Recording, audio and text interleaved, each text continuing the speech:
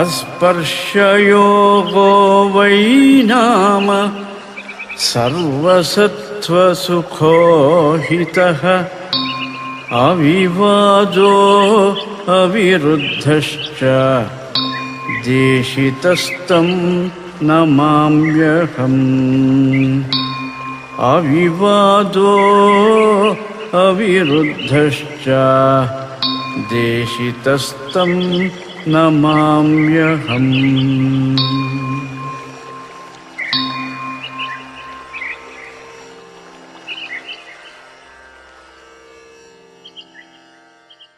श्रुतिस्मृतिपुराणानामालयं करुणालयं नमामि भगवत्पादं शङ्करं लोकशङ्करं।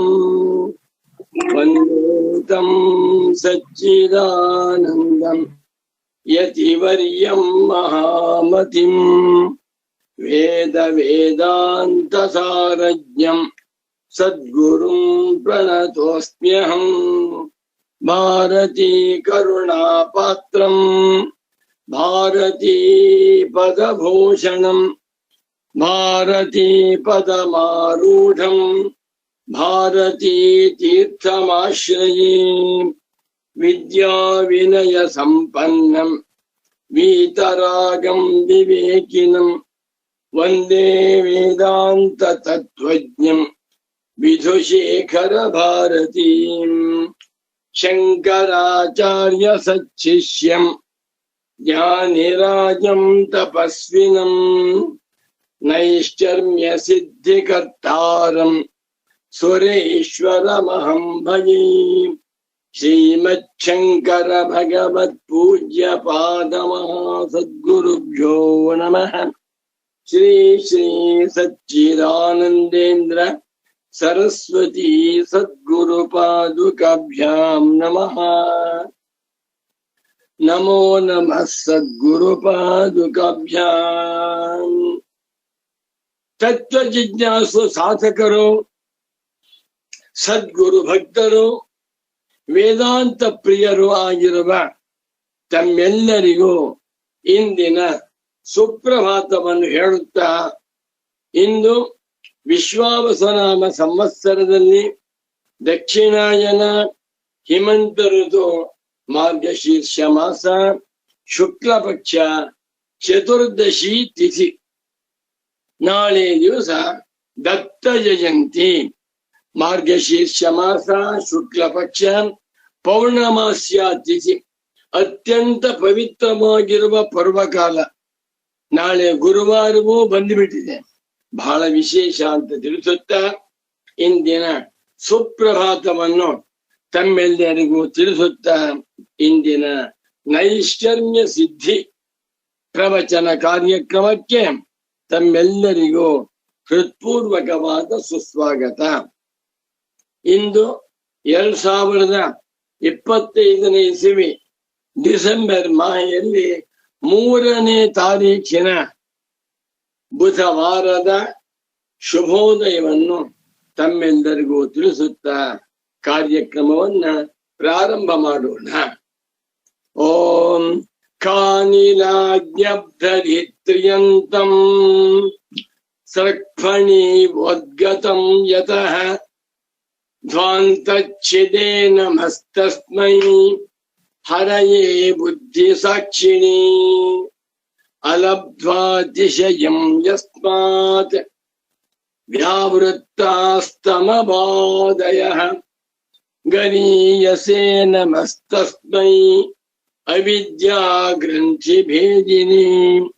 ನಮೋ ನಮಃ ಶ್ರೀ ಶ್ರೀ ಶ್ರೀ ಸದ್ಗುರು ಸಚ್ಚಿದಾನಂದೇಂದ್ರ ಸರಸ್ವತಿ ಪಾದುಕಾಭ್ಯಾಂ.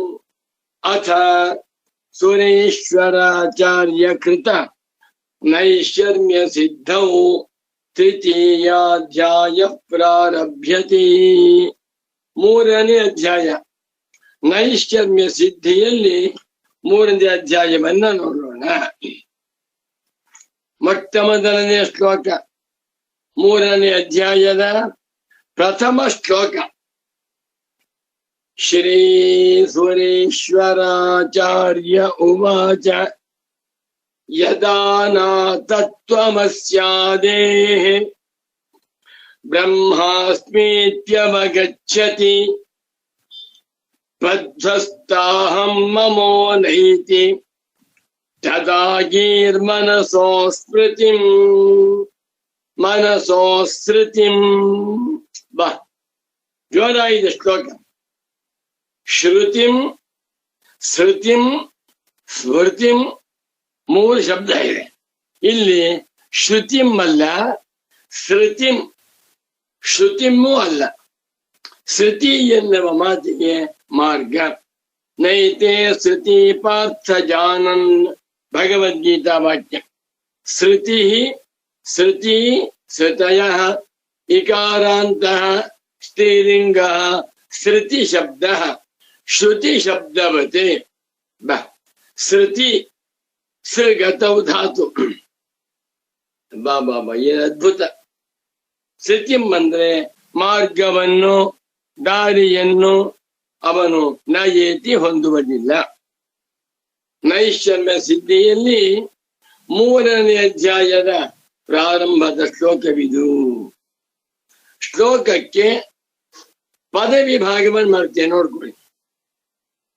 ಯದಾ ನಾ ತತ್ವಮಸ್ಯಾದೇಃ ಬ್ರಹ್ಮ ಅಸ್ಮಿ ಇತಿ ಅವಗಚ್ಚತಿ. 7 ಪದಗಳು ಪೂರ್ವಾರ್ಧದಲ್ಲಿ. ಪ್ರಧ್ವಂಸಾಹಂ ಮಮಃ 8, ನ 9, ಏತಿ 10 ಪದಗಳ. ತದಾ ಗೀರ್ಮನಸೋಃ ಅಬ್ಬಬ್ಬಬ್ಬ ಗೀಶ್ಚ ಮನಶ್ಚ ಗೀರ್ಮನಸೌ ತಯೋಃ. ಇದು ಷಷ್ಠಿ ದ್ವಿವಚನ ರೂಪ. ತದಾ ಗೀರ್ಮನಸೋಃ ಶ್ರುತಿಂ 3. 13 ಪದಗಳಿಂದ ಸಿದ್ಧವಾಗಿರುವ ಭವ್ಯವಾದ ಶ್ಲೋಕ. ಎಷ್ಟು ಚೆನ್ನಾಗಿದೆ. ಭಗವತ್ಪಾದ ಸುರೇಶ್ವರಾಚಾರ್ಯರವರು 3ನೇ ಅಧ್ಯಾಯದ ಪ್ರಾರಂಭದಲ್ಲಿ ಒಂದು 15 ವಾಕ್ಯ ಬರೆದಿದ್ದಾರೆ. ಇದಕ್ಕೆ ಹೆಸರು ಗತಾಧ್ಯಾಯ ಆಗಮಿಷ್ಯಾಧ್ಯಾಯಯೋ ಸಂಬಂಧ. ದ್ವಿತೀಯ ತೃತೀಯ ಅಧ್ಯಾಯಯೋ ಸಂಬಂಧ ಬಹಳ ಬಹಳ ಮುಖ್ಯ. ಪರಮ ಪೂಜ್ಯ ಸಚ್ಚಿದಾನಂದೇಂದ್ರ ಸರಸ್ವತಿ ಸ್ವಾಮಿಗಳವರು ಈ ಸಂಬಂಧವನ್ನು ಹೇಳುವುದರಲ್ಲಿ ಅದ್ವಿತೀಯರು, ಸಮರ್ಥರು. ಈಗ ಶುರು ಮಾಡ್ತಾ ಇದ್ದೇನೆ ನೋಡಿ. 2ನೇ ಅಧ್ಯಾಯದಲ್ಲಿ ಏನನ್ನ ಹೇಳಿದ್ದೇವೆ, 3ನೇ ಅಧ್ಯಾಯದಲ್ಲಿ ಏನನ್ನು ಹೇಳುತ್ತೇವೆ, ಎರಡಕ್ಕೂ ಸಂಬಂಧವೇನು ಎನ್ನುವುದನ್ನು ತಿಳಿಸ್ತಾರೆ. ನನಗೆ ತುಂಬಾ ಸಂತೋಷವಾಗುತ್ತೆ. ಇಂಥ ನೈಷ್ಕರ್ಮ್ಯ ಸಿದ್ಧಿಯನ್ನ ಕುರಿತು, ಕ್ಲೇಶಾಪಹರಣೆಯನ್ನು ಕುರಿತು ಪ್ರವಚನ ಮಾಡುವಂತಹ ಸೌಭಾಗ್ಯ ನನಗೆ ಸಿಕ್ಕಿದ್ದು ಸಚ್ಚಿದಾನಂದೇಂದ್ರ ಸರಸ್ವತಿ ಸದ್ಗುರುಗಳ ಅನುಗ್ರಹ. ವಿರಕ್ತರು, ನಿವೃತ್ತಿ ಧರ್ಮ ಪರಾಯಣರು, ಕರ್ಮಾತೀತರು ಆಗಿರುವಂತ ಮುಮುಕ್ಷುಗಳಾದ ಸನ್ಯಾಸಿಗಳಿಗೆ ನೈಷ್ಕರ್ಮ್ಯ ಸಿದ್ಧಿಗಿಂತ ಶ್ರೇಷ್ಠವಾದ ಮನನೀಯ ಗ್ರಂಥ ಉಂಟೇ? ಇಲ್ಲ. ಎಲ್ಲ ಸನ್ಯಾಸಿಗಳು ಮನನ ಮಾಡಬೇಕು. ನಮ್ಗೆ ಅರ್ಥವಾಗುಲ್ಲ ಅಂದ್ರೆ ವಿದ್ವಾಂಸರನ್ನ ಬಳಿ ಸಾರಿ ಸನ್ಯಾಸಿಗಳಾಗಿರಬಹುದು, ಆದರೂ ಕೂಡ ಶಿಷ್ಯ ವೃತ್ತಿಯನ್ನ ಮಾಡುತ್ತಾ ಬ್ರಹ್ಮಜ್ಞಾನಿಗಳಾದ ಗೃಹಸ್ಥರಿಂದ ತಿಳ್ಕೋಬೇಕು. ನೀನು ತಿಳ್ಕೊಳ್ಳದೆ ಹೋದ್ರೆ ನಷ್ಟ ನನಗೆ. ಶುರು ಮಾಡ್ತಾ ಇದ್ದೇನೆ. ಅಥ ಸುರೇಶ್ವರಾಚಾರ್ಯಾಣ ನೈಷ್ಕರ್ಮ್ಯ ಸಿದ್ಧೌ ತೃತೀಯೋಧ್ಯಾಯ. 3ನೇ ಅಧ್ಯಾಯ. ಗುರುಗಳು ಬರೀತಾರೆ ಕನ್ನಡದಲ್ಲಿ, ಅಧ್ಯಾಯದ ಸಂಬಂಧ. ಯಾರು ಹೇಳ್ಬೇಕು ನಮ್ಗೆ? ಯಾರು ಇಲ್ಲ. ಎಲ್ಲರೂ ದೊಡ್ಡವರೇ, ಎಲ್ಲರೂ ಮಹಾತ್ಮರೇ, ಎಲ್ಲರೂ ಬ್ರಹ್ಮಜ್ಞಾನಿಗಳು. ನಮಗೆ ಪ್ರಯೋಜನವಿಲ್ಲ. ಶುರು ಮಾಡ್ತೇವೆ. ಪುಸ್ತಕ ಇದ್ದ ನೋಡ್ಕೊಳ್ಳಿ. ಕನ್ನಡದ ಗ್ರಂಥ 163ನೇ ಪುಟದಲ್ಲಿ ಪ್ರಾರಂಭ ನೋಡಿ. ಗುರುಗಳು ಅಧ್ಯಾಯದ ಸಂಬಂಧ ಮೂಲ ಎಷ್ಟು ಚೆನ್ನಾಗಿ ಬರೀತಾರೆ. ಸರ್ವೋಯಂ ಪ್ರಮಿತಿ ಪ್ರಮಾಣ ಪ್ರಮೇಯ ಪ್ರಮಾತು ಲಕ್ಷಣ ಆ ಬ್ರಹ್ಮಸ್ತಂಭ ಪರ್ಯಂತ ಮಿಥ್ಯಾಧ್ಯಾಸ ಏವ ಇತಿ ಬಹುಶಃ ಉಪಪತ್ತಿಭಿಃ ಪ್ರತಿಷ್ಠಾಪಿತಂ ದ್ವಿತೀಯೇ ಅಧ್ಯಾಯೇ.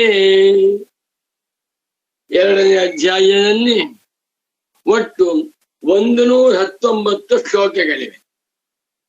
ಅದರ ತಾತ್ಪರ್ಯವನ್ನ ಹಿಂಡಿ ಹೇಳ್ತಾ ಇದ್ದಾರೆ ಸುರೇಶ್ವರಾಚಾರ್ಯರು. ಅವರೇ ಗ್ರಂಥಕರ್ತೃಗಳು, ಅವರೇ ಉಪದೇಶಕರು, ಅವರೇ ಮಹಾತ್ಮರು. ಅದ್ಭುತ. ಪ್ರಮಿತಿ, ಪ್ರಮಾಣ, ಪ್ರಮೇಯ, ಪ್ರಮಾತ್ರ 4 ನಾವು ಅನುಕೂಲಕ್ಕೆ ಹೇಳ್ತೇವೆ. ಪ್ರಮಾತ್ರ, ಪ್ರಮಾಣ, ಪ್ರಮೇಯ, ಪ್ರಮಿತಿ.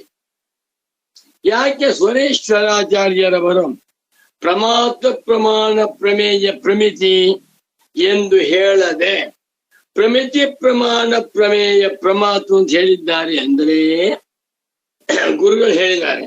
ಸಚ್ಚಿದಾನಂದೇಂದ್ರ ಸರಸ್ವತಿ ಸ್ವಾಮಿಗಳವರು ಭಗವಾನ್ ಸುರೇಶ್ವರಾಚಾರ್ಯರ ಹೃದಯ ಗೌಡಪಾದ ಕಾರಿಕೆಗಳೇ ವ್ಯಾಖ್ಯಾನವನ್ನ ಮಾಡುವಾಗ ಪರಮ ಪೂಜ್ಯ ಸಚ್ಚಿದಾನಂದೇಂದ್ರ ಸರಸ್ವತಿ ಸ್ವಾಮೀಜಿಯವರು ಗೌಡಪಾದಾಚಾರ್ಯರ ಹೃದಯ ಶಾಂಕರ ಭಾಷ್ಯಗಳನ್ನ ಪಾಠ ಮಾಡುವಾಗ ಪರಮ ಪೂಜ್ಯ ಶ್ರೀ ಶ್ರೀ ಸಚ್ಚಿದಾನಂದೇಂದ್ರ ಸರಸ್ವತಿ ಸ್ವಾಮೀಜಿಯವರು ಶಂಕರಾಚಾರ್ಯರ ಹೃದಯ. ನಾನು ಒಂದು ಪುಸ್ತಕ ಬರೆದಿದ್ದೇನೆ ಅಂತ ಕಾಣಿಸುತ್ತೆ. ಶಂಕರ ಹೃದಯ ಅಂತ ಇರ್ಬೇಕು, ಗೊತ್ತಿಲ್ಲ ಅನ್ಕೊಂಡಿದೆ. ಎಷ್ಟೇ ಪುಸ್ತಕ ಏನ್ ವಿಷಯ ಮರ್ತ್ಬಿಡಿ, ಅಕಸ್ಮಾತ್ ಜ್ಞಾಪಕ ಬರ್ತಾ ಇದೆ. ಶಂಕರ ಹೃದಯ ಅಂತ ಒಂದು ಪುಸ್ತಕ ನೋಡಿ.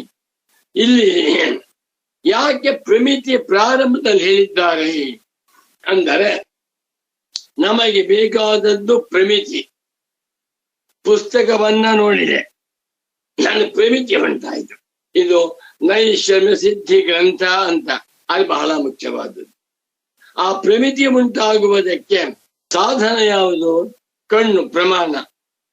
ಆ ಪ್ರಮಾಣದಿಂದ ನಾನು ತಿಳಿಯುವಂತ ತತ್ವ ಯಾವುದು? ಪುಸ್ತಕ, ಪ್ರಮೇಯ. ಈ 3ಕ್ಕೂ ಕೂಡ ಯಜಮಾನ ಯಾರು? ಪ್ರಮಾತ್ರ. ಪ್ರಮಾತೃವಾದವನು ಪ್ರಮೇಯಗಳನ್ನ ಪ್ರಮಾಣಗಳಿಂದ ನೋಡಿ ಪ್ರಮಿತಿಯನ್ನ ಹೊಂದುತ್ತಾನೆ. ಪ್ರಮಿತಿ ಬಹಳ ಮುಖ್ಯ. ನಾವೇನೇ ವ್ಯವಹಾರ ಮಾಡಿದರೂ ನಮಗೆ ಪ್ರಯೋಜನವೇನು? ಪ್ರಮಿತಿ.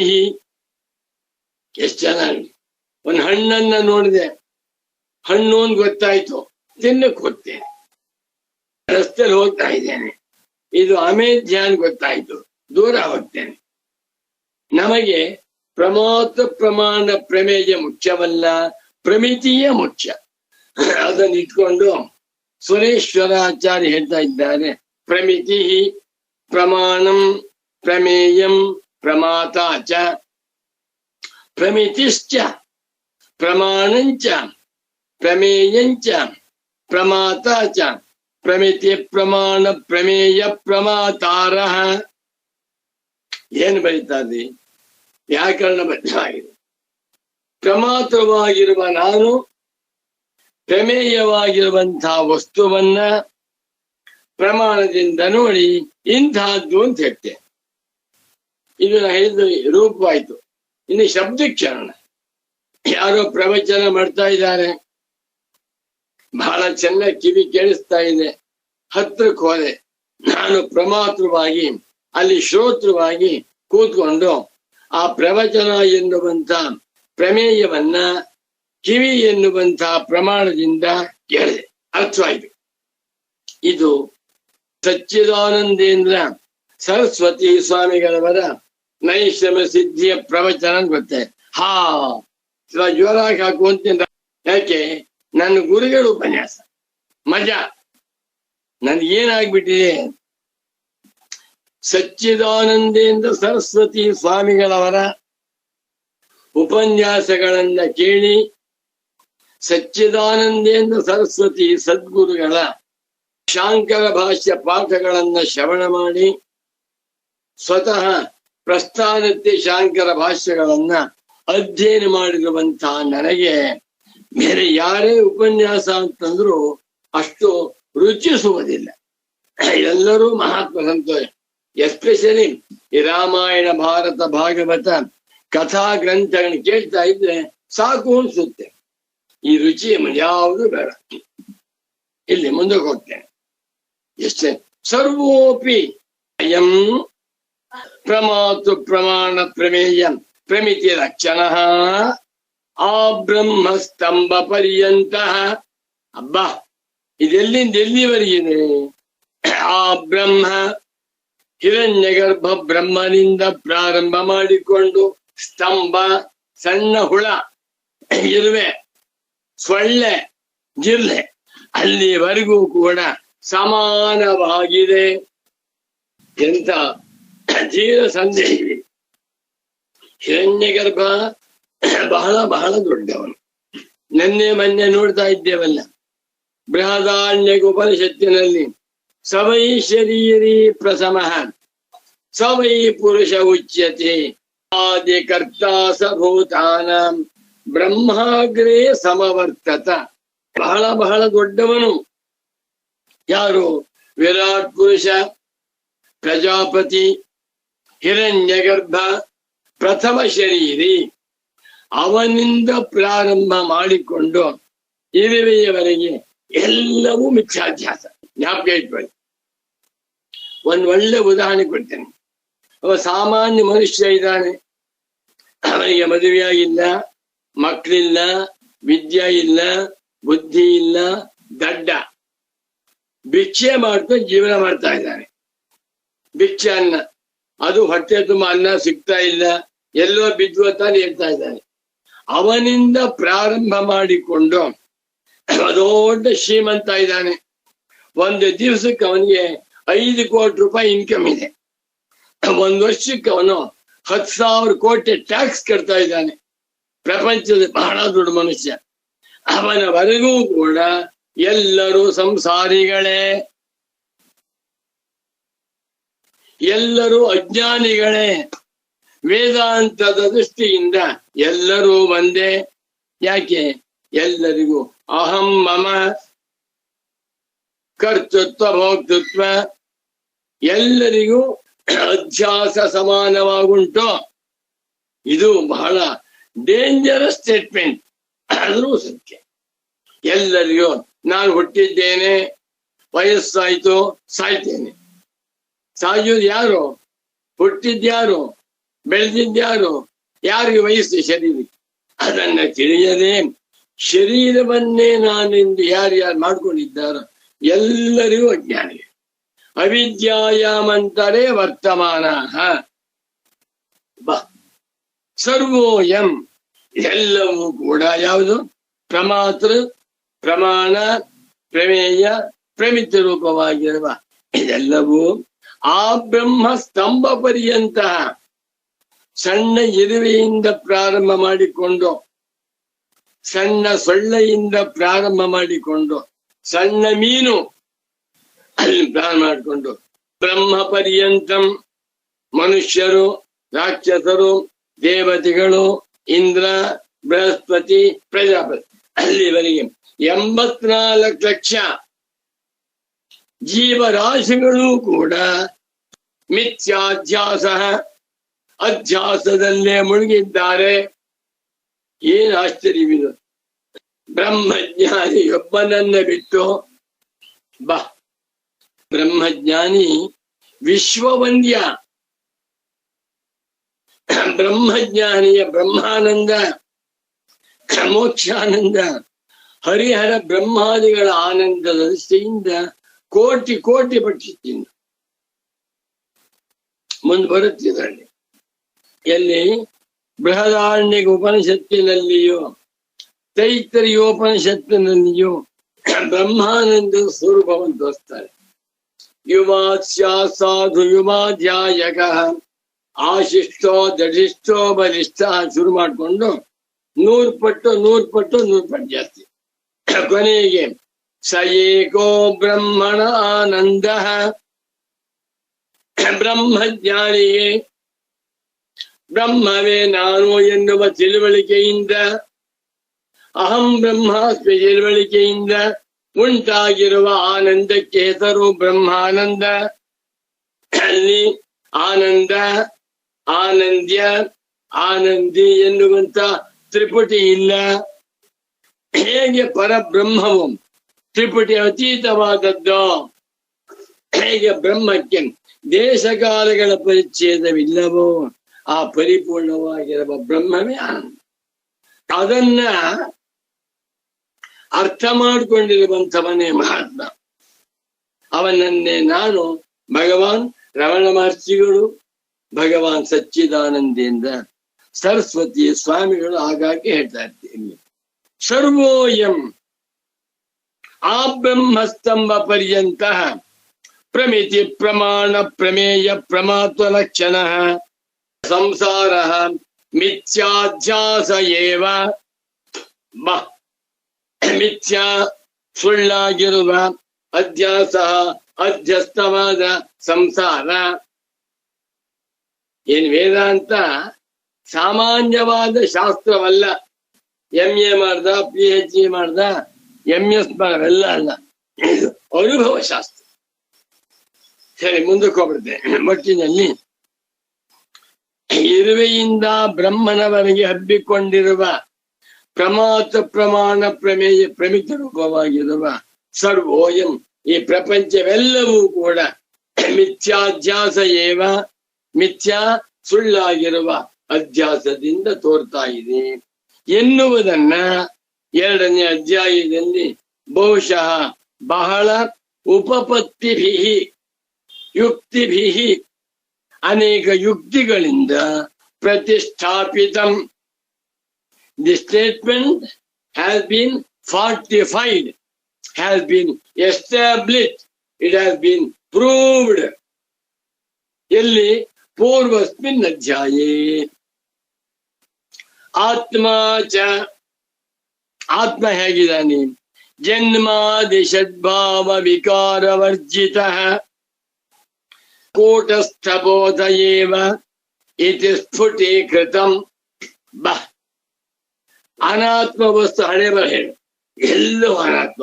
ಹಣ, ಅಧಿಕಾರ, ಐಶ್ವರ್ಯ, ಚಿನ್ನ, ಬೆಳ್ಳಿ, ವಜ್ರ, ಕೊಹಿನೂರ್ ವಜ್ರ ಎಲ್ಲವೂ ಅನಾತ್ಮ. ಇದೆಲ್ಲವೂ ಮಿಥ್ಯಾಧ್ಯಾಸದ ಪ್ರದರ್ಶನ. ಏನ್ ಸ್ವಾಮಿ ಇದು? ಈ ಒಂದು ವಿಷಯ ಯಾವ ಮಹಾತ್ಮನಿಗೆ ಅರ್ಥವಾಗಿದೆಯೋ ಅವನೇ ಭಗವಾನ್ ರಮಣ. ಭಗವಾನ್ ರಮಣ ಮಹರ್ಷಿಗಳ ಮುಂದೆ ಚಿನ್ನದ ರಾಶಿ ಹಾಕಿ ಸಂತೋಷ, ಭಗವಾನ್ ರಮಣ ಮಹರ್ಷಿಗಳ ಮುಂದೆ ಕಬ್ಬಿಣದ ರಾಶಿ ಹಾಕಿ ಸಂತೋಷ. ಎಲ್ಲವೂ ನಾನೇ, ಎಲ್ಲವೂ ಮಿಥ್ಯಾಧ್ಯಾಸ. ನಾನು ಯಾರು ಹಾಗಾದ್ರೆ? ಕೋಹಂ, ದಾನ ಆತ್ಮ. ಇಲ್ಲಿ ಆತ್ಮ ಅಂದ್ರೆ ಬ್ರಹ್ಮಸ್ವರೂಪನಾಗಿರುವ ಆತ್ಮ. ನಾನು ಹೇಗಿದ್ದೇನೆ? ಜನ್ಮ ಆದಿ ಷಟ್ ಭಾವ ವಿಕಾರವರ್ಜಿತ. ಏನ್ ಬೆಳೀತ? ಓದ್ತಾ ಇದ್ರೆ ಬ್ರಹ್ಮಜ್ಞಾನವಾಗಿಯೇ ಹೋಯ್ತು ಅನ್ಸುತ್ತೆ. ಜನ್ಮವೇ ಮುಂತಾಗಿರುವ 6 ವಿಕಾರವರ್ಜಿತನಾಗಿದ್ದೇನೆ. ಜಾಯತೆ, ಅಸ್ತಿ, ವರ್ಧತೆ, ಪರಿಣಮತೆ, ಅಪಕ್ಷೀಯತೆ, ಮ್ರಿಯತೆ. ಇದಕ್ಕೆ ಹೆಸರು ಜನ್ಮಾದಿ ಷಡ್ಭಾವ ವಿಕಾರಾಃ ನ ಜಾಯತೆ ಮ್ರಿಯತೆ ವಾ ಕದಾಚಿತ್ ಎಂಬ ಭಗವದ್ಗೀತಾ ವಾಕ್ಯ ಕಾಠಕೋಪನಿಷತ್ತಿನ ಒಳ್ಳೆಯ ಮಂತ್ರವನ್ನ. ನಾಯಂ ಭೂತ್ವಾ ಅಭವಿತಾ ವಾ ನ ಭೂಯಃ ಅಜೋ ನಿತ್ಯ ಶಾಶ್ವತೋಯಂ ಪುರಾಣ ನ ಹನ್ಯತೆ ಹನ್ಯಮಾನೇ ಶರೀರ. ಏನು ಉಪನಿಷತ್ತಿನ ಸಂದೇಶಗಳು! ನನ್ನ ಸಂತೋಷ. ಉಪನಿಷತ್ತುಗಳು ನಮ್ಮ ವ್ಯವಹಾರವನ್ನು ಮಾಡದೆ ಏನ್ ಬೇಕಾದ್ರೂ ಮಾಡ್ಕೊಂಡು ಹೋಗು, ನಿನ್ನ ಜೀವಿಕ ಲೈವ್ಲಿಹುಡ್ ಮಾಡ್ಕೊಂಡು ಹೋಗು, ತತ್ವವನ್ನೇ ತಿಳ್ಕೊ. ಗೃಹಸ್ಥನಾಗಿದ್ದೀಯ, ಸಂತೋಷ, ಹೆಂಡತಿ ಮಕ್ಕಳು ಅಳಿಯಂದ್ರು ಮೊಮ್ಮಕ್ಕಳ ಜೊತೆ ಸಂತೋಷವಾಗಿದೆ, ಟ್ರಿಪ್ ಹೋಗ್ಬಾ, ಏನ್ ತಪ್ಪಿಲ್ಲ. ಆದರೆ ಜೊಳ್ಳುತನ ಅರ್ಥ ಮಾಡ್ಕೊ. ಸನ್ಯಾಸಿಯಾಗಿದ್ದೀಯ, ನಿನ್ನ ಜಪ ತಪಾದಿಗಳನ್ನ ಮಾಡ್ಕೊಳ್ತಾ ಪ್ರಣವೋಪಾಸನೆ ಮಾಡಿ ಸಂತೋಷವಾಗಿ ತತ್ವವನ್ನ ತಿಳ್ಕೋ. ಸಾವಿಲ್ಲವೋ ಜೀವ, ದೇಹಗಳ ಸಂಬಂಧದಿಂದ ನೀನು ಹುಟ್ಟಿ ಸಾಯುವಂತೆ ತೋರಿದರೂ ನಿಜವಾದ ತನಗೆ ಸಾವಿಲ್ಲ. ಕನಸಿನಲ್ಲೂ ಮಾಯೆಯಲ್ಲಿಯೂ ದೇಹಗಳು ಹುಟ್ಟಿ ಹೋಗುವಂತೆ ಈ ದೇಹವು ತೋರಿ ಲಯವಾಗುತ್ತಿರುವುದು. ಗಾಢನಿದ್ರೆಯ ಅಂದರೆ ಸುಷುಪ್ತಿಯ ಸುಖದಲ್ಲಿ ಯಾವ ದೇಹವೂ ಇಲ್ಲದ ಚಿನ್ಮಯನೇ ನೀನಲ್ಲವೇ? ಹುಟ್ಟು ಸಾವುಗಳಿಗೆ ನೀನು ಸಾಕ್ಷಿಯಾಗಿರುವೆ ಎಂಬುದು ಅನುಭವ ಸಿದ್ಧ. ಭಗವಾನ್ ಶಂಕರರು ಬ್ರಹ್ಮಸೂತ್ರ ಭಾಷ್ಯದಲ್ಲಿ ಅನುಭವಾವಸಾನತ್ವಾತ್ ಭೂತವಸ್ತು ವಿಷಯತ್ವಾಚ್ಚ ಬ್ರಹ್ಮಜ್ಞಾನಸ್ಯ ಎಂದು ತಸ್ಮಾತ್ ಜೀವತೋಪಿ ವಿದುಷಃ ಅಶರೀರತ್ವಂ ಇತಿ ಸಿದ್ಧಂ ಎಂದಿದ್ದಾರೆ. ಅವರ ಪರಮ ಗುರುಗಳಾದ ಗೌಡಪಾದಾಚಾರ್ಯರು ಜರಾಮರಣ ನಿರ್ಮುಕ್ತಾಃ ಸರ್ವೇ ಧರ್ಮಾಃ ಸ್ವಭಾವತಃ ಜರಾಮರಣಮಿಚ್ಛಂತಃ ಚವಂತೆ ತನ್ಮನೀಷಯ ಎಂದು ಸಾರಿದ್ದಾರೆ.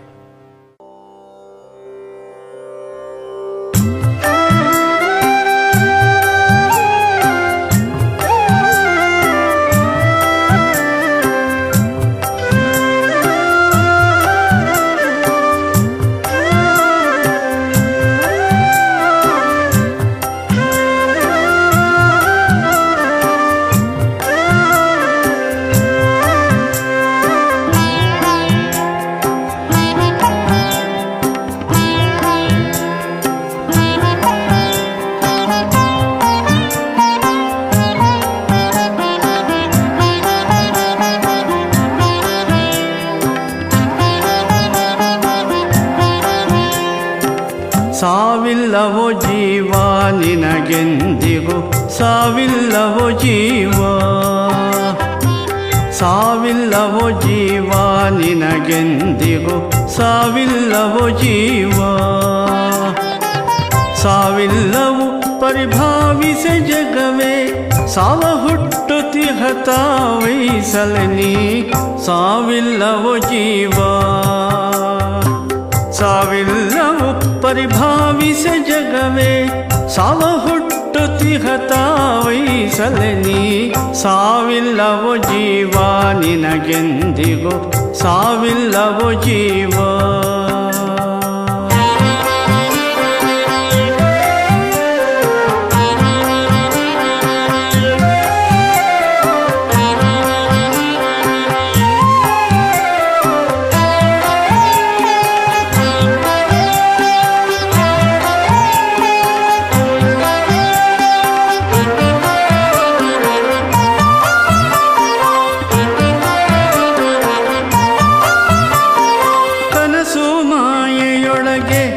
ದೇಹಗಳು ನೆನೆಸಿಕೊಂಡ ಗಳಿಗೆ, ಕನಸು ಮಾಯೆಯೊಳಗೆ ದೇಹಗಳು ನೆನೆಸಿಕೊಂಡ ಗಳಿಗೆ, ಎನಿಸೋ ತೋರುತ್ತಲಿ ಕೊನೆಗಾಣುವ ಪರಿ, ಎನಿಸೋ ತೋರುತ್ತಲಿ ಕೊನೆಗಾಣುವ ಪರಿ, ಎನ್ವಿದು ಬರಿದೆ ಮೊನೆದು ಮೈಗರೆವುದು, ಸಾವಿಲ್ಲವೋ ಜೀವ ನಿನಗೆಂದಿಗೂ, ಸಾವಿಲ್ಲವೋ ಜೀವ. ಸಾವಿಲ್ಲವೋ ಜೀವ ನಿನಗೆಂದಿಗೂ, ಸಾವಿಲ್ಲವೋ ಜೀವ.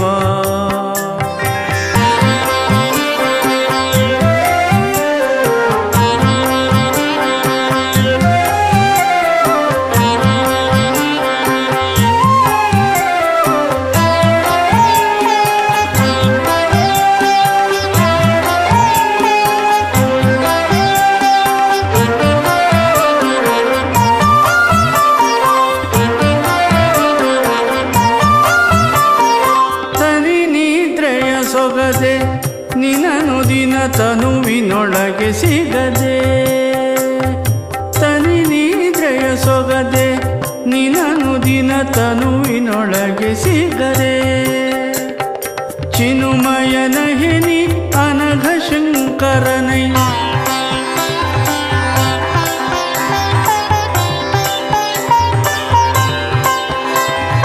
ಚಿನುಮಯನ ಹೆನಿ ಅನಘ ಶಂಕರನೆ ಜನಿ ಮೃತಿ ಸಾಕ್ಷಿಯಂದನುಭವ ಸಿದ್ಧವು ಸಾವಿಲ್ಲವೋ ಜೀವ ನಿನಗೆಂದಿಗೂ ಸಾವಿಲ್ಲವೋ ಜೀವ ಸಾವಿಲ್ಲವು ಪರಿಭಾವಿಸೆ ಜಗವೇ ಸಾವ ಹುಟ್ಟುತಿಹತ ವಹಿಸಲೆ ನೀ ಸಾವಿಲ್ಲವೋ ಜೀವ ನಿನಗೆಂದಿಗೂ ಸಾವಿಲ್ಲವೋ ಜೀವ ಸಾವಿಲ್ಲವೋ ಜೀವ ನಿನಗೆಂದಿಗೂ ಸಾವಿಲ್ಲವೋ ಜೀವ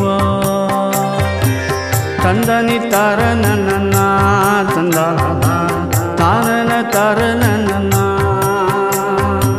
ತಾನನ ತರನ ನನ್ನ ತಂದ ನನ್ನ ತಾನನ ತರನ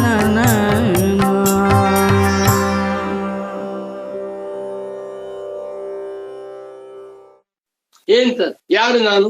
ಆತ್ಮಾಚ ಸವಾ ಏಷ ಮಹಾನಜ ಆತ್ಮ ಅಜರೋ ಅಮರೋ ಅಮೃತೋ ಅಭಯೋ ಬ್ರಹ್ಮ ಅಭಯಂ ವೈ ಬ್ರಹ್ಮ ಅಭಯಂ ಹಿ ವೈ ಬ್ರಹ್ಮ ಭವತಿ ಯ ಏವಂ ವೇದ. ಬೃಹದಾರಣ್ಯಕ ಉಪನಿಷತ್ತಿನ ಮಂತ್ರ 4:4:25 ಗಟ್ಮಾಬಿಡಿಯ ಮಂತ್ರವನ್ನು. ಆತ್ಮಾಚ ಆತ್ಮನಾದರೂ ಹೇಗಿದ್ದಾನೆ? ಷಡ್ಭಾವ ವಿಕ್ರಿಯಾ ವರ್ಜಿತ, ಜನ್ಮವೇ ಮುಂತಾಗಿರುವ 6 ಭಾವ ವಿಕಾರಗಳಿಂದ ವರ್ಜಿತನಾಗಿದ್ದ. ಆತ್ಮ ನ ಜಾಯತೆ, ಆತ್ಮ ನ ಅಸ್ತಿ, ಆತ್ಮ ನ ವರ್ಧತೆ, ಆತ್ಮ ನ ಪರಿಣಮತೆ, ಆತ್ಮ ನ ಹೀಯತೆ, ಆತ್ಮ ನ ಮ್ರಿಯತೆ ಚ, ನ ಜಾಯತೆ ಮ್ರಿಯತೆ ಚ. ಬರೀತಾರೆ ಶಂಕರಾಚಾರ್ಯರು. ಎರಡೇ ಹೇಳ್ಬಿಟ್ಟು ಆತ್ಮನು ಹುಟ್ಟುವುದಿಲ್ಲ ಸಾಯುವುದಿಲ್ಲ ಅಂದ್ರು. ಅಷ್ಟರಿ ಇನ್ನು 4 ಕೇಳಲಿಲ್ವಲ್ಲ ಅಂದ್ರೆ ಆದ್ಯಂತಯೋ ಇತರೆ ಸರ್ವೇಪಿ ವಿಕಾರ ಅಂತರ್ಭವಂತಿ. ಆತ್ಮನಿಗೆ ಹುಟ್ಟಿಲ್ಲ, ಆತ್ಮನು ಸಾಯುವುದಿಲ್ಲ ಅಂತ ಹೇಳಿದ್ದರಿಂದ ಉಳಿದ ಎಲ್ಲ ವಿಕಾರಗಳು ಸೇರೋದು. ವೇದಾಂತ ಇದು ಅರ್ಥವಾಗಿಬಿಟ್ರೆ ನಾನು ಬ್ರಹ್ಮಾಸ್ಮಿ, ನನಗೆ ಯಾವ ವಿಕಾರಗಳು, ಶರೀರಕ್ಕೆ ಎಲ್ಲ ವಿಕಾರಗಳು ಉಂಟು. ಈ ಶರೀರವಾದರೂ ಮಿಥ್ಯಾಧ್ಯಾಸ ಏವ, ಜೊಳ್ಳು ಹುಸಿಯಾಗಿದೆ.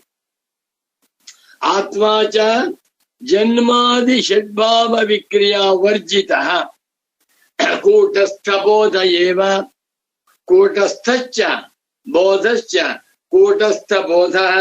ಆತ್ಮನು ಕೂಟಸ್ಥ ಸ್ವರೂಪನಾಗಿದ್ದಾನೆ, ಚೈತನ್ಯ ಸ್ವರೂಪನಾಗಿದ್ದಾನೆ. ಬಾಬಾ ಆತ್ಮನಲ್ಲಿ ಯಾವ ವಿಕಾರಗಳು ಇಲ್ಲ.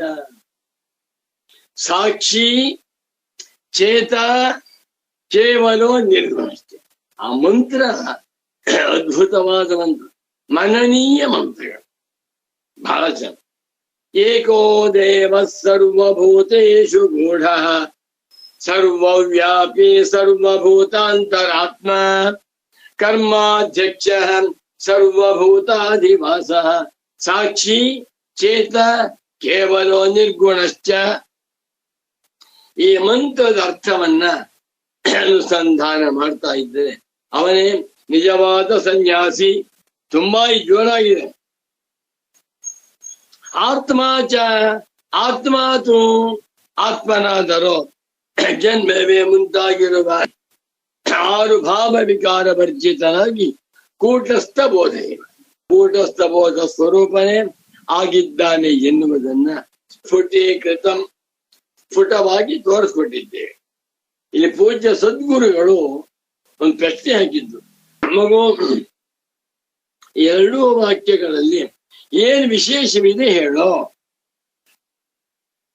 ಏನಿದೆ? ಮಿಥ್ಯಾಧ್ಯಾಸ ಅಂದ್ರು, ಕೂಟಸ್ಥ ಬೋಧ ಅಂತ ಹೇಳಿದ್ರು. ಅಲ್ಲ, 2 ಕಡೆಗಳಲ್ಲಿ ಏವಕಾರವನ್ನ ಬಳಸಿದ್ದಾರೆ.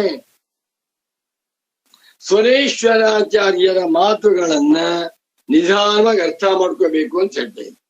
ಮಿಥ್ಯಾಧ್ಯಾಸ ಏವ ಯಾವುದು?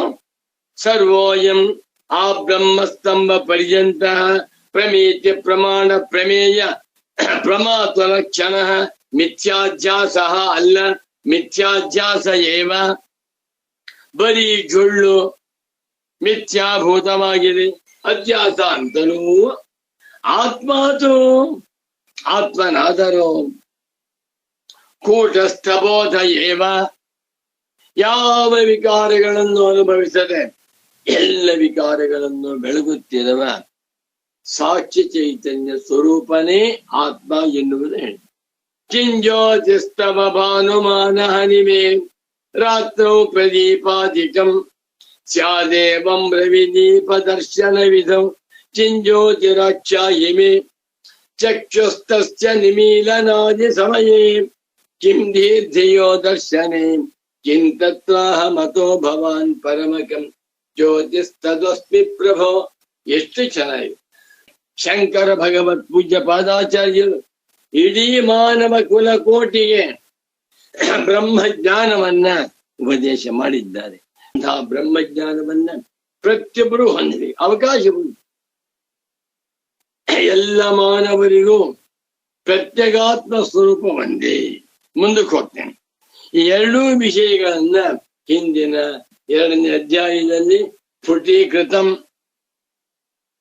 ಒಂದು ಪ್ರತಿಷ್ಠಾಪಿತಂ, ಮತ್ತೊಂದು ಸ್ಫುಟೀಕೃತ.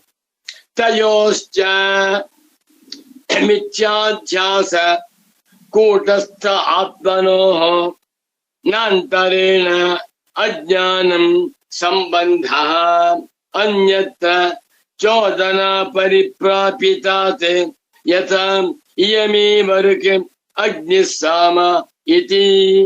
ಜೋರಾಗಿದೆ. ನನಗೆ ಈ ನೈಷಮ್ಯ ಸಿದ್ಧಿ ಓದ್ತಾ ಇದ್ರೆ ಸುರೇಶ್ವರಾಚಾರ್ಯರು ಜೋರ, ಅವರ ಗುರುಗಳಾದ ಶಂಕರಾಚಾರ್ಯರು ಜೋರ ಅನ್ಸುತ್ತೆ. ಶಂಕರಾಚಾರ್ಯರು ಸುರೇಶ್ವರಾಚಾರ್ಯರಿಗಿಂತಲೂ ಜೋರು, ಸುರೇಶ್ವರರು ಶಂಕರಿಗಿಂತಲೂ ಜೋರು. ಆನಂದ ಅರ್ಥ ಮಾಡ್ಕೋತಾ ಹೋಗೋಣ. ತಯೋಶ್ಚ ಎರಡು, ಒಂದು ಮಿಥ್ಯಾಧ್ಯಸ್ಥ, ಅಧ್ಯಾಸ ಅಂದ್ರೆ ಅಧ್ಯಾಸದಿಂದ ತೋರುತ್ತಿರುವ ಹೊಸ ತೋರಿಕೆಯಾದ ಪದಾರ್ಥ.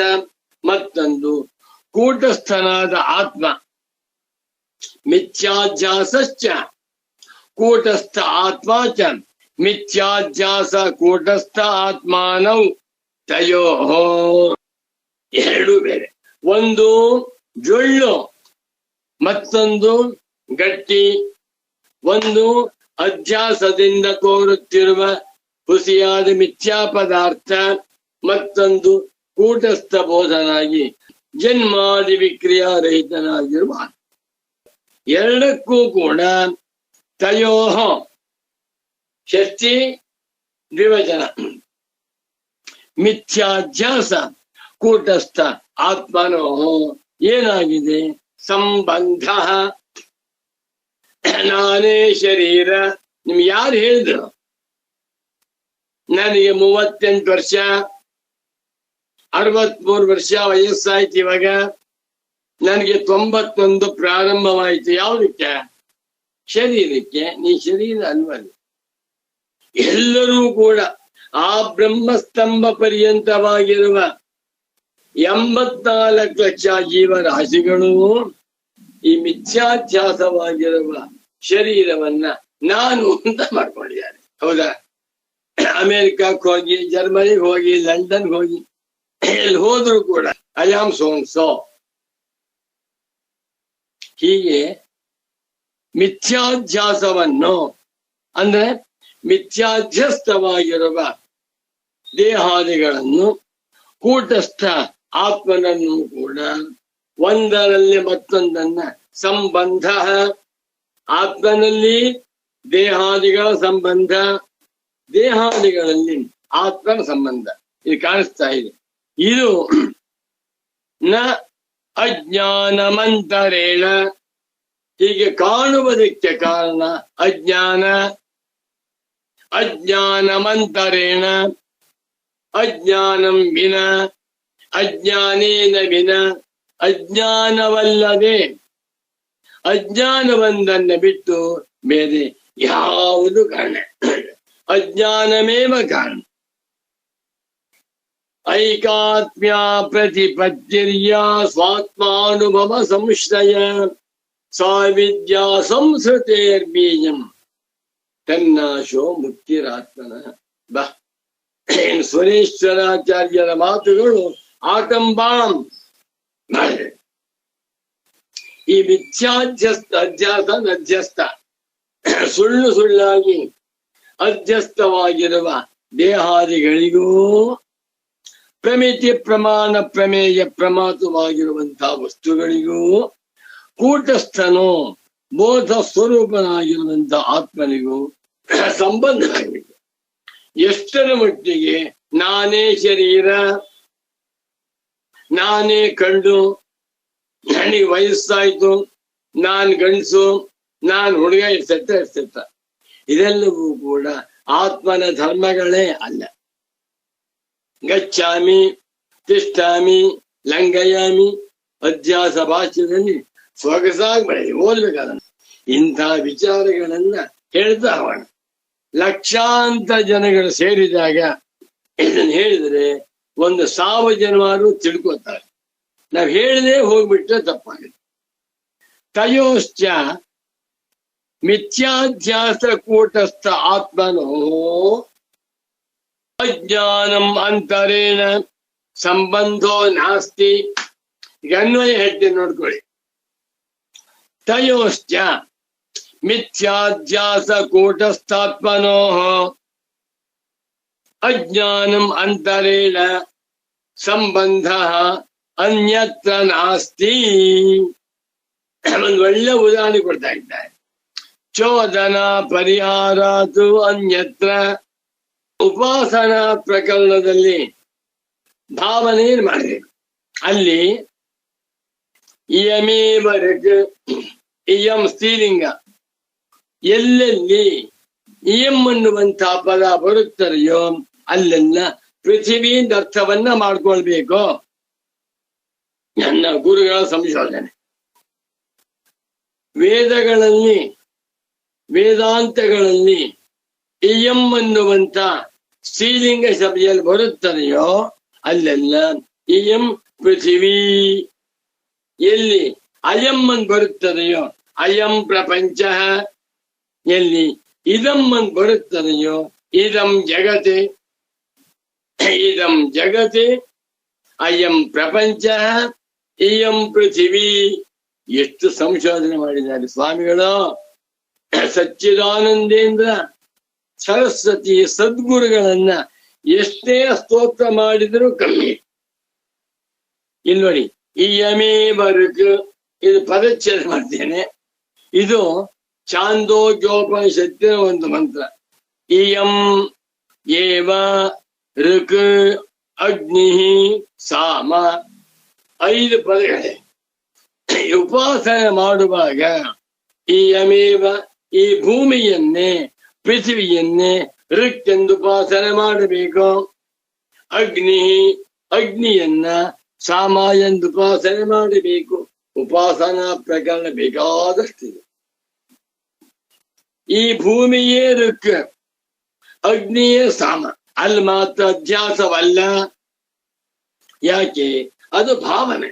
ಗುರುವನ್ನ ನೋಡಿದಾಗ ಗುರುವಿನಲ್ಲಿ ಬ್ರಹ್ಮ ವಿಷ್ಣು ಮಹೇಶ್ವರ ಎನ್ನುವಂತ ಭಾವನೆ ಮಾಡುವುದು ಅದು ಅಧ್ಯಾಸವಲ್ಲ.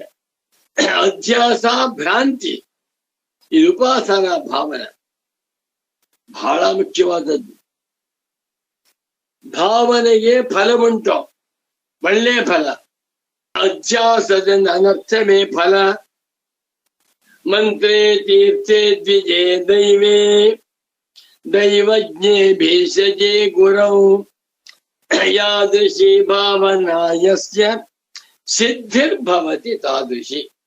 ಒಬ್ಬ ಗುರು ವೇದಾಂತಾಚಾರ್ಯ ನಮಗೆ ಪಾಠ ಮಾಡ್ತಾ ಇದ್ದಾನೆ. ಆ ಗುರುವನ್ನ ನಾವು ಸಾಕ್ಷಾತ್ ಭಗವಂತ ಅಂತ ಉಪಾಸನೆ ಮಾಡಬೇಕು. ಇದು ಅಧ್ಯಾಸವೇ ಹೌದು.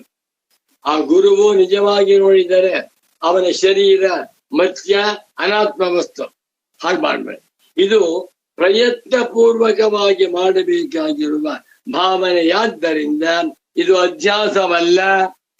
ಎಷ್ಟು ಜನ ಬರೀತಾರೆ, ನಮ್ಮಲ್ಲಿ ಕರ್ತೃತಂತ್ರ ಸಾಧನೆಗಳಿವೆ, ಅವೆಲ್ಲವೂ ಕೂಡ ಭಾವನಾತ್ಮಕ, ಅಧ್ಯಾಸ ಅಂತ ಕರೆಯಬಾರದು.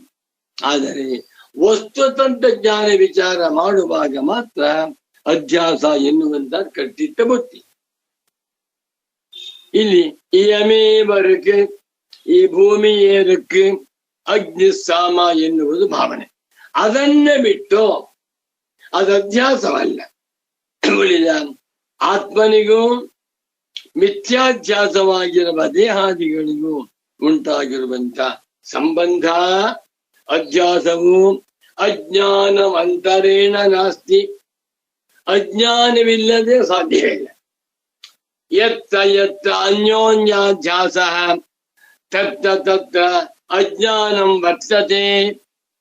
ಇದನ್ನೇ ಭಗವತ್ಪಾದ ಶಂಕರಾಚಾರ್ಯರವರು ಇತರೆ ತರಾ ವಿವೇಕೇನ ಅತ್ಯಂತ ವಿವಿಕ್ತಯೋ ಧರ್ಮ ಧರ್ಮಿಣೋ ಎಂದು ಕರೆದಿದ್ದಾರೆ. ಇದು ಚೋದನಾ ಪರಿಪ್ರಾಪಿತಾತೆ, ಚೋದನೆಗೋಸ್ಕರವಾಗಿ, ಚೋದನ ಅಂದ್ರೆ ಶಾಸ್ತ್ರ ಚೋದನ, ಶಾಸ್ತ್ರ ಮಾಡು ಅಂತ ಹೇಳ್ತಾ ಇದೆ. ಅದನ್ನು ಬಿಟ್ಟು ಅದು ಭಾವನೆಯ ಹೊರತು ಅಧ್ಯಾಸವಲ್ಲ. ಉಳಿದ ಎಲ್ಲವೂ ಅಧ್ಯಾಸವಲ್ಲ. ತಚ್ಚ ಅಜ್ಞಾನಂ. ಅಜ್ಞಾನ ಅಂದ್ರೇನು ನೋಡಿ, ಚೆನ್ನಾಗಿದೆ. ಅಜ್ಞಾನದ ವರ್ಣ ತಚ್ಚ ಅಜ್ಞಾನಂ ಸ್ವಾತ್ಮ ನಿಮಿತ್ತಂ ನ ಸಂಭವತಿ ಇತಿ ಕಸ್ಯಚಿತ್ ಕಸ್ಮಿಂಶ್ಚಿತ್ ವಿಷಯೇ ಭವತಿ ಇತಿ ಅಭ್ಯುಪಗಂತವ್ಯಂ. ಶುರು ಮಾಡ್ತಾರೆ. ಅಜ್ಞಾನ ಅಂದ್ರೇನಪ್ಪ? ತಿಳಿಯಲೇಬಾರದು. ಹೌದಾ? Non comprehension of reality is called ಅಜ್ಞಾನ. ಈ ಅಜ್ಞಾನವು ತಾನೇ ತಾನಾಗಿ ಬದುಕಿರಲಾರದು. ಅಜ್ಞಾನ ಅಂತ ಏನು ಅಜ್ಞಾನ? ಯಾವ ವಿಷಯಕ್ಕೆ ಅಜ್ಞಾನ? ಯಾರಿಗೆ ಅಜ್ಞಾನವಿದೆ ಕೇಳಬೇಕು. ಸ್ವಾತ್ಮ ಮಾತ್ರ ನಿಮಿತ್ತಂ. ಸ್ವ ಆತ್ಮ ಮಾತ್ರ ತಾನೇ ತಾನಾಗಿ ಅಜ್ಞಾನವು ಸ್ವತಂತ್ರವಾಗಿ ನ ಸಂಭವಿಸಿಲ್ಲ. ಅಜ್ಞಾನವಿದೆ ಅಂದ್ಬಿಟ್ರೆ ಅರ್ಥವಿಲ್ಲ. ಯಾವ ವಿಷಯಕ್ಕೆ ನನಗೆ ಫಿಸಿಕ್ಸ್ ವಿಷಯಕ್ಕೆ ಅಜ್ಞಾನವಿದೆ, ಫಿಸಿಕ್ಸ್ ಬಂತು. ಯಾರಿಗೆ? ನನಗೆ. ಅಜ್ಞಾನ ಎನ್ನುವಂತ ತತ್ವ ತಾನೇ ತಾನಾಗಿ ಸ್ವತಂತ್ರವಾಗಿ ಇರಲಾರದು. ಯಾಕೆ? ಆಗ ಆಶ್ರಯ ಬೇಕು. ತಚ್ಚ ಅಜ್ಞಾನಂ. ಅಜ್ಞಾನವು ಸ್ವಾತ್ಮ ಮಾತ್ರ ನಿಮಿತ್ತಂ ನಭವತಿ. ತನಗೆ ತಾನೇ ನಿಮಿತ್ತವಾಗಿ ತಾನೇ ತಾನಾಗಿ ಬದುಕಿರಲಾರದು ಇತಿ. ಆದ್ದರಿಂದ ಕಸ್ಯಚಿತ್ ಕಸ್ಮಿಂಶ್ಚಿತ್ ವಿಷಯೇ. ಯಾವನೋ ಒಬ್ಬನಿಗೆ ಅವಿದ್ಯೆ ಇರಬೇಕು. ಅವಿದ್ಯೆ ಯಾರಿಗೆ? ನನಗೆ. ಯಾವ ವಿಷಯದಲ್ಲಿ? ಆತ್ಮನ ವಿಷಯದಲ್ಲಿ ಅವಿದ್ಯೆಯು ಕಸ್ಯಚಿತ್ ಯಾವನೊಬ್ಬನಿಗಾದ್ರೂ ಇರಬೇಕು. ಅದಕ್ಕೆ ಆಶ್ರಯ. ಕಸ್ಮಿಂಶ್ಚಿತ್ ವಿಷಯೇ. ಇದು ವಿಷಯ. ಯಾವುದೋ ಒಂದು ವಿಷಯದಲ್ಲಿ ಅಲ್ವೇ ಅವನಿಗೆ ಅವಿದ್ಯೆ ಇದೆ. ಅವನಿಗೆ, ಯಾರಿಗೆ? ಇಂಥ ವ್ಯಕ್ತಿಗೆ. ಯಾವ ವಿಷಯದಲ್ಲಿ? ಸಂಸ್ಕೃತ ಭಾಷೆ ವಿಷಯದಲ್ಲಿ, ವೇದಾಂತದ ವಿಷಯದಲ್ಲಿ. ಒಟ್ಟಿನಲ್ಲಿ ಅಜ್ಞಾನವು ತಾನೇ ತಾನಾಗಿ ಸ್ವತಂತ್ರವಾಗಿ ಬದುಕಿರಲಾರದು. ಆದ್ದರಿಂದ ಕಸ್ಯಚಿತ್ ಯಾವನೋ ಒಬ್ಬನಿಗೆ, ಕಸ್ಮಿಂಶ್ಚಿತ್ ಯಾವುದೋ ಒಂದು ವಿಷಯದಲ್ಲಿ ಭವತಿ ಇರುತ್ತದೆ ಎಂದು ಅಭ್ಯುಪಗಂತವ್ಯಂ ಒಪ್ಕೋಬೇಕು. ಈಗ ದೊಡ್ಡ ಪ್ರಶ್ನೆ, ಈ ಅಜ್ಞಾನ ಯಾರಿಗೆ? ವೇದಾಂತದ ಹೇಳುವಂತ ಅಜ್ಞಾನ ಲೌಕಿಕ ಅಜ್ಞಾನಗಳಲ್ಲ.